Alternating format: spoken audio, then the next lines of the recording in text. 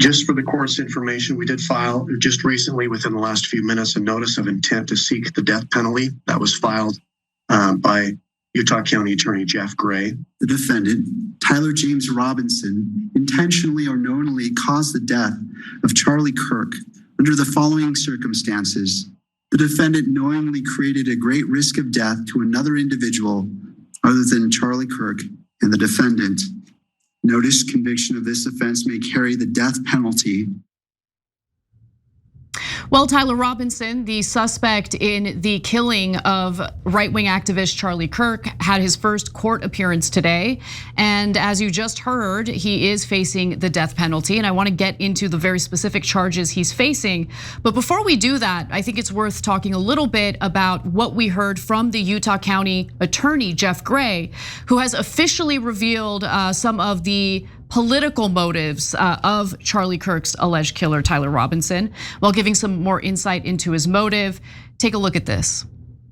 Robinson's mother explained that over the last year or so, Robinson had become more political and had started to lean more to the left, becoming more pro-gay and trans rights oriented. Now, keep in mind that his family was conservative. His father is very conservative, apparently a Trump supporter. And this change in his political views apparently led to some tension between Robinson and his father. And I want you to hear a little more of what Gray had to say, according to Robinson's mother. She stated that Robinson began to date his roommate, a biological male who was transitioning genders. This resulted in several discussions with family members, but especially between Robinson and his father, who have very different political views. In one conversation before the shooting, Robinson mentioned that Charlie Kirk would be holding an event at UVU, which Robinson said was a stupid venue for the event. Robinson accused Kirk of spreading hate. Now, after the shooting, Robinson suggested to his parents that not only did he not want to turn himself into to the police, but that he would take extreme measures if he was pressured to do so. Here's some more detail on that. His father reported that when his wife showed him the surveillance image of the suspected shooter in the news, he agreed that it looked like their son. He also believed that the rifle that police suspected the shooter used matched a rifle that was given to his son as a gift. As a result, Robinson's father contacted his son and asked him to send a photo of the rifle. Robinson did not respond. However, Robinson's father spoke on the phone with Robinson. Robinson implied that he planned to take his own life. Robinson's parents were able to convince him to meet at their home. As they discussed the situation, Robinson implied that he was the shooter and stated that he couldn't go to jail and just wanted to end it. When asked why he did it, Robinson explained there is too much evil and the guy, referring to Charlie Kirk, spreads too much hate. They talked about Robinson turning himself in and convinced Robinson to speak with a family friend who is a retired deputy sheriff. Now, what you heard in that press conference is corroborated by messages that Robinson sent his roommate immediately after the shooting took place. So I'm gonna get to those messages and that exchange in just a moment. But just to give you the charges that he's facing, per Gray, Robinson has officially been charged with multiple felonies and a capital offense, including aggravated murder, which is the capital offense for intentionally or knowingly causing the death of Charlie Kirk under circumstances that created a great risk of death to others, felony discharge of a firearm causing serious bodily injury, 2 counts of felony obstruction of justice, 2 counts of witness tampering, and commission of a violent offense in the presence of a child. And Gray has said that he will be filing a notice of intent to seek the death penalty as well. And in relation to that, he says, I do not take this decision lightly, and it is a decision I have made independently. Cenk. Yeah, well, that begins to answer some of the questions, right? So There's a long message about the rifle.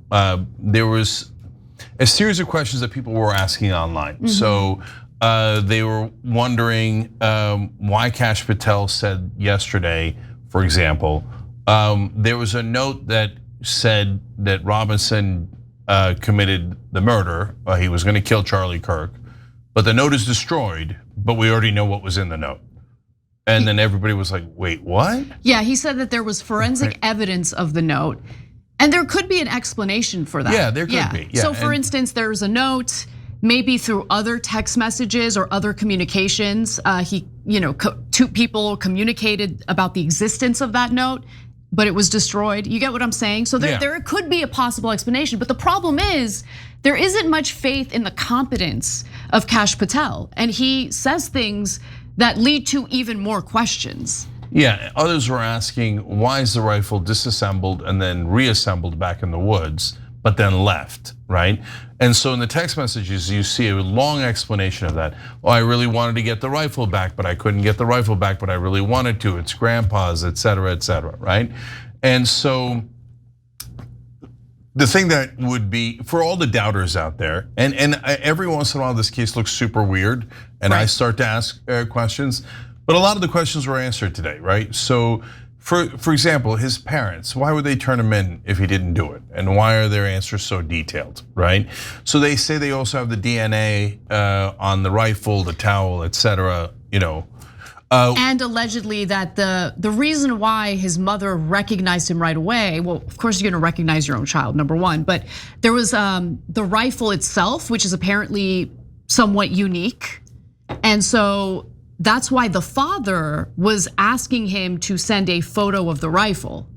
Because at that point, the authorities already had the rifle in their possession. He's like, all right, well, you have the rifle, send me a picture, and he wasn't responding to his father. Yeah, so I don't know that they answered every question. Where's the bullet that was fired? Why did he engrave the bullets, et cetera? But you see in all the correspondence with his roommate, and he goes into the place where he's playing games online, and everywhere he goes, he says, it was me, it was me, it was me. Now, I'm sure that there's gonna be a next layer to that, which is people are gonna say, yeah, you could type that out from a computer, but I don't know that it was him typing it out from a computer, et cetera. I hate scams, especially the ones that target seniors, and Medicare's chock full of them. Between commission-hungry brokers and thousands of confusing plan options, most seniors aren't on the best plan for them. That's why I partner with Chapter. They're fully independent and they work for you, not the insurance companies. That's really important. They can review all your options in under 20 minutes, and the average senior they help saves over $1,100 a year. And the best part of it is, it doesn't cost you a thing. Call 301-969-2545 to connect with a Chapter advisor today. So far, if these things are to be believed, and remember there's a ton of cops involved,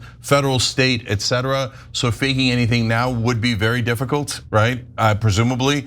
So if these things are to be believed, which I generally do believe, then it looks like they got the right guy, and it looks like he's gonna face justice. And we all want him to face justice. We don't want anything to happen to him, because then that'll go back to fishy and weird, right? Make sure the cameras are working outside the jail cell, et cetera. But so far, it looks like they got him. Right, so the other, I guess, corroborating evidence that we've seen so far that this is the right guy are the messages that Tyler Robinson was sending to his roommate, who is, just based on how these conversations went, seems to be a partner, okay? So Robinson wrote to the roommate, I am still okay, my love, but am stuck in Orem, that's where the shooting took place, for a little while longer yet. Shouldn't be long until I can come home, but I gotta grab my rifle still. Who talks like that? Anyway, rifle still. To be honest, I had hoped to keep this secret till I died of old age. I am sorry to involve you. The roommate responds, you weren't the one who did it, right? Robinson responds, I am, I'm sorry. The roommate says, I thought they caught the person. So remember, there were two other individuals who were briefly detained following the shooting. And so that's what they're about to discuss in this next exchange, where Robinson says, no, they grabbed some crazy old dude, then interrogated someone in similar clothing. I had planned to grab my rifle from my drop point shortly after, but most of that side of town got locked down. It's quiet, almost enough to get out, but there's one vehicle lingering. Roommate responds with why. Robinson says, why did I do it? Roommate says, yeah. At that point, Robinson says, I had enough of his hatred. Some hate can't be negotiated out. Let me just pause for a second. I couldn't stand his hatred, so I shot and killed him in front of his children. Yeah, that's the thing about psychos. They don't make any sense. Oh, he's so filled with hate, so I murdered him, which is 10,000 times more hateful. Yeah, 100%. But let me continue with the rest of what he had to say. If I'm able to grab my rifle unseen, I will have left no evidence. Going to attempt to retrieve it again. Hopefully they have moved on. I haven't seen anything about them finding it. Roommate responds, how long have you been planning this? Robinson says, a bit over a week, I believe. I can get close to it, but there is a squad car parked right by it. I think they already swept that spot, but I don't want to chance it. Next, Robinson says, delete this exchange. This guy seems like a genius. And he says, my dad wants photos of the rifle. He says grandpa wants to know who has what. The feds released a photo of the rifle and it is very unique. He's calling me right now, not answering. And then he says, since Trump got into office, my dad has been pretty diehard MAGA. Then he says, at this point, the roommate, in that exchange, the roommate didn't respond at all. But the last time the roommate responded is in this next exchange. I'm gonna turn myself in willingly. One of the neighbors here is a deputy for the sheriff. You are all I worry about, love. Roommate says, I'm much more worried about you. Robinson says, don't talk to the media, please. Don't take any interviews or make any comments. If any police ask you questions, ask for a lawyer and stay silent. So there was some theories out there that the roommate knew and that there was a group of trans folks online who knew ahead of time, et cetera. But it seems clear that the roommate definitely did not know and seems shocked by it, right? So if this was a thing that was planned out on behalf of a certain community, et cetera, and they all knew about it and they were all celebrating it, et cetera, that's not what it says at all.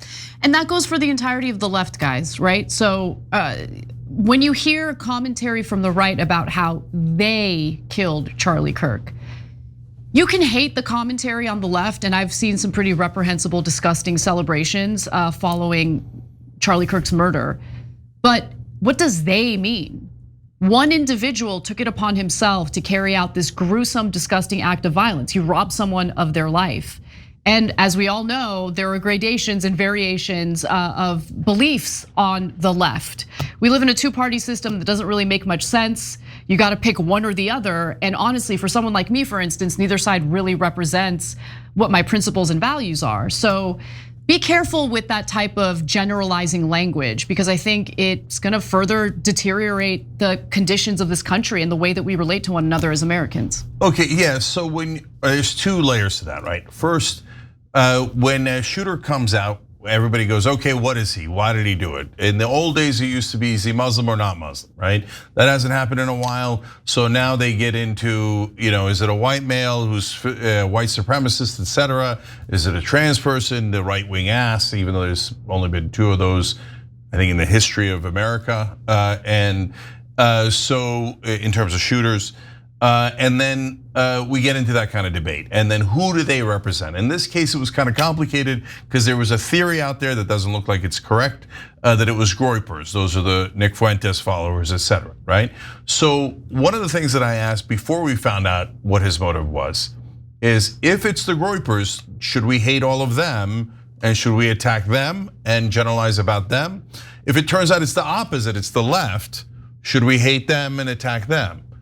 And then when you ask that question, you begin to realize how absurd it is, because it's one person. And if it turns out to be in this direction or that direction, how does it implicate millions of people in either side, right? So that's why they're like, well, okay, so this one turns out to be a white male and he's not Muslim, he's not black, he's not trans, he's not gay or whatever, right? Oh, we found a roommate and the roommate might be trans. And then there was a wild conspiracy theory that I alluded to earlier about a cabal of trans people egging him on, et cetera. Now the police are saying, no such thing exists. The roommate didn't even know, right? So then when you realize, it's not some sort of organized effort, right? Then it's just a random, like here's another example, make it easy. Paul Pelosi's attacker, right? So if we said they are coming to get you, and by the way, sometimes in the past, we have said that, okay? Or at least I'll speak for myself, I have. I was very frustrated by one attack after another that targeted race, Dylan Roof, the guy who shot Latinos in Texas, on and on and on, right? But no, they are not all of the right wing. This guy is not all of the left wing. And that's kind of obvious once you think it through, right? So if I said to you, if you're on the right and I said to you, you are Paul Pelosi's attacker. If you see a Democrat, I think you're gonna grab a hammer and start smashing their head in, even if they, under any circumstances, even if they're a frail old man in their 80s. You say, wait a minute, that's a crazy assumption. Why would I do that? No, that's just some random guy that I got nothing to do with. Yeah. Exactly. Every time you ring the bell below, an angel gets his wings. Totally not true, but it does keep you updated on our live shows.